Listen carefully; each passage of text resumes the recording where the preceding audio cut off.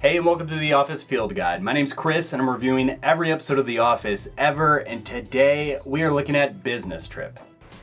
This one was written by Brent Forrester and directed by Randall Einhorn. It originally aired on November 13th, 2008, and was viewed by 8.2 million people, and currently has an 8.2 out of 10 on IMDb.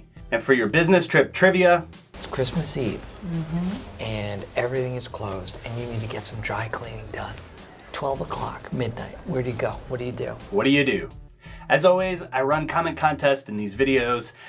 Answer the trivia first, spout out the Easter egg, and or leave the best emoji sequence summing up next week's episode, and you'll get your name in that video. All right, so we got a lot planned today. I'm gonna lie to you a few times. I'm gonna talk about flight patterns, and we have a deeper meaning. And be warned, there may be a few spoilers for the series ahead. So let's get this one off the ground. I understand nothing.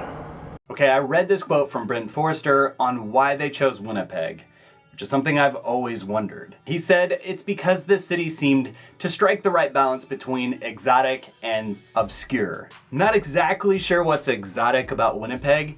Seems like a normal city. It's got bridges and skyscrapers, a CFL stadium, giant ice climbing pillars. So yeah, pretty much just a normal city.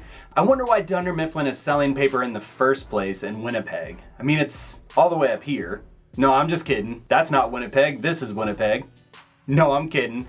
That's not Winnipeg. This is Winnipeg. And under 2 hours is weird. I mean, I've been on flights under 2 hours before.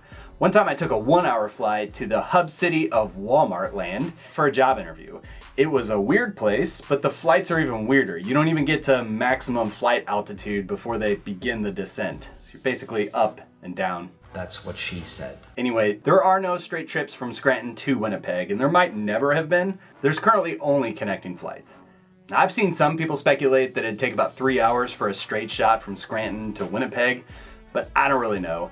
I'm not an aviation expert. Planes are basically magic to me. Someone will leave a comment, I'm sure. I was gonna comment on how Michael would need a passport for this trip, but then I remembered, I've got 2 tickets to paradise! What I do know is that the accent that Marie has is really interesting to me. Or you may take the number 17 bus until 9 o'clock. So I've never been to Canada, and I'm not gonna criticize the choice that she made.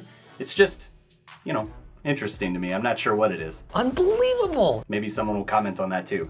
Wendy McLendon Covey plays the concierge, and she's been in a ton of stuff, most notably The Mom and the Goldbergs. Also, fun fact, she's married to Russell Crowe. Nope, just kidding. She's actually married to this guy. And while I was going down the rabbit hole of researching this episode, I found this interview where she says they met in college, they got married, and they've stayed happily married through all the ups and downs of her career. It's pretty neato. So, does the character live in this hotel? Is this a thing that concierges do? Or did she just rent a room for that evening for the hookup? In other news, while I was writing the script for this episode, my wife came down here with a big old bowl of gross shrimp soup. Hey guys, somebody making soup? And I'm like, Could you have picked something stinkier to bring on a plane? My God, Oscar, really? Do you have a bag of baby poop in there too? Andy's on fire in this episode with his pun game. Probably gonna leave after one drink. Let's do this. Yeah, with a hot slab of Canadian bacon in your hand. And that's commented on during a deleted scene. You're welcome. Constant references to ass. Let's get a taxi. No, an ass taxi. What time is it? Ass o'clock. You don't like that? Well, There's some interesting deleted sequences in this episode too. Maybe the most painful one is where Michael's going through the currency exchange. Michael, how much money did you change? $2,000, baby. Oh, no. Quick fix. Excuse me. Change it back. Strippers do not take credit cards. Change it back. Change it back. Change it back. This is a smaller pile. And then this sweet moment in which Pam shares her art with Jim. These are cool. What's this? That's my sketchbook. So let's talk about this. Pam failed art school. No, she didn't. College schedules are made up of multiple classes running concurrently in a quarterly or semester-based sequence. Failing one course does not equal failing out, right? We all get that, right? So what you mean to say, to be more accurate, is Pam failed Flash/Acrobat/Quark class, which I'm pretty sure if the professor was changing up the tech between those three and a 12-week course, it'd probably be problematic for a lot of people. But if you want to be accurate, you'd say that Pam failed a course in art school and then she quit. She's a quitter. Not really a failure, because she could have just stayed and retaken that course. And really, some things are worth quitting, right? I mean, in the grand scheme of things, 12 weeks away wouldn't really be that difficult. Not devastating, at least. But I think she's processed all of this. You went to New York to do this. So when you come back the right way, right? And remembered what Alex had to say to her. All the whole art scene is in New York. You know, it'd be nuts to go back to Scranton without getting to fully experience it. Jim's in Scranton. She also saw this couple here, Symbolism, and she made a choice.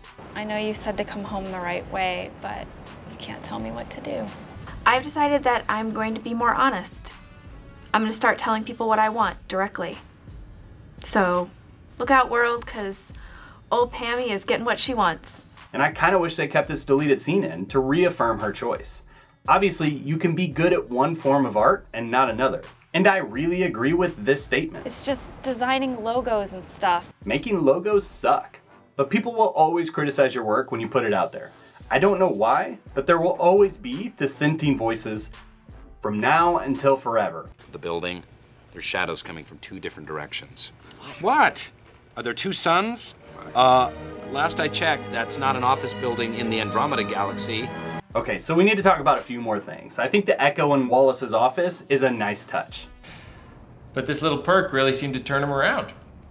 It kind of reinforces this idea of being a puppet master sitting in a large corporate office in the city and how they're pulling strings with the lower tier folks out there in the real world. Speaking of that, am I crazy? I don't remember seeing this sign before.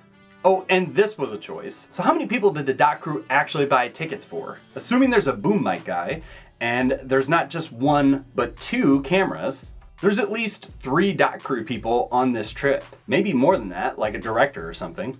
And lastly, I just have to say, Steve is in some great shape here. He takes off his jacket and you can see the outline of his traps. Solid work, Steve. Stupid. It's so awkward. Okay, let's get to the deeper meaning.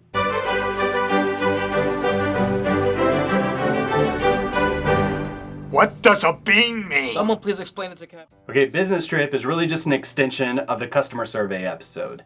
And that was the setup, this is the knockdown. And the message in that one was to think about what you really want in life. And the message in this one is sometimes you have to make tough decisions to get there. I labored on the Pam art school stuff already, but that's the most obvious point here. We can also see this with Andy trying to be Oscar's wingman, but in the end, Oscar ends up being Andy's wingman, helping him see through the dysfunction of his relationship with Angela. That was real? Kelly wants to be loved, but also in a hot romance, and makes this decision to end a relationship with Daryl. Kind of. And Ryan. Ryan just strikes me as this empty dude at this point, trying to fill the void with whatever he can. He's been trying to win Kelly back for a while now, but I think it's the thrill of taking another man's woman that he wants.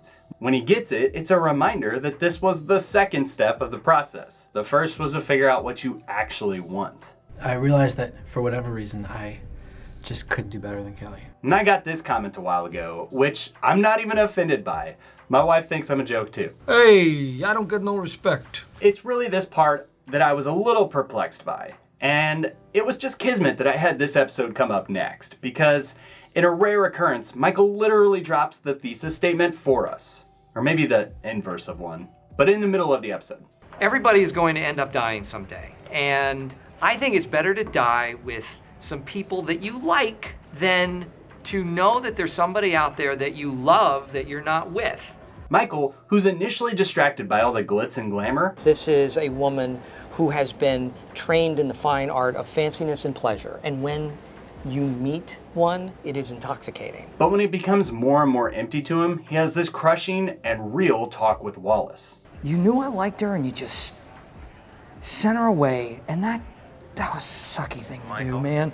That was a really sucky thing to do. Or I don't know, Michael makes this whole statement that undercuts his point. A boss that will not fire you even though you just tell him off right to his face over the phone, that's respect. But I think that might have been studio involvement. I'm not really sure. Maybe they didn't want to set up Michael quitting too soon. The point here, right, is reinforcing that Michael doesn't want to bar hop and have one-night stands. He wants to have that love he had with Holly. But with that, let's rate this thing. This is the worst. Okay, so this cold opening is pretty good. Michael's international tips are great. In Italy, you must always wash your hands after going to the bathroom. This is considered to be polite. Which rolls straight into his approach of being in a foreign land. You look, how you say, radiant tonight? Thank you. I will give this one a 2 out of 5 though. While it does set up the episode, it feels kind of like an intro sequence for after the theme song, rather than the energy of a normal cold opening. It's good, but comparing it, it's just fine. As for the episode, there's a bunch to love here. Dwight's travel tips. You want to wear that puppy right up on the breastbone like a bra. All of Andy's projecting. I will try to get other dudes laid. Yeah, baby. Whatever, a guy needs intercourse. You haven't had sex? No. Are you guys waiting to get married? Or Honestly, I don't know what we're waiting for. And his and Oscar's bromance, Michael's outburst to Wallace, the Ryan and Kelly stuff that I didn't really get too much into, and Pam's return. There's actually a ton of great stuff in this episode, and I think what drags it down though is some of the slower setup moments like this. And I think the big moments that they equate to are really just story setup. Like, what's next for Jim and Pam? Michael seems mostly disillusioned with Dunder Mifflin, and Angela is having an affair with Dwight still. What?